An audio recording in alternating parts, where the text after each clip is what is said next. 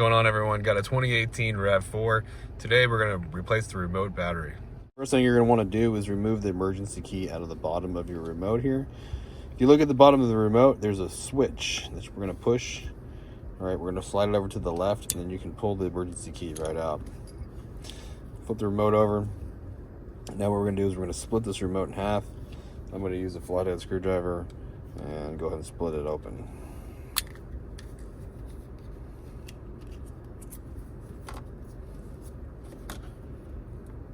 So now we got it split open.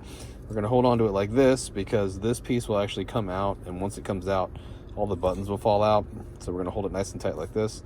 If you look right here, there's a slot where we can use this small flathead screwdriver to pry the battery out. Okay. We get a new battery, and I'll show you what size the battery is. So if we look at the battery, the size is a CR2032, and the positive sign is going to be facing out towards us. I'm going to stick this in the remote at an angle and pop it right back in. If you need one of these batteries, there's going to be a link down in the description box. It takes you to Amazon where you can pick up a new battery for $1. So have a look at that if you need to get a new battery.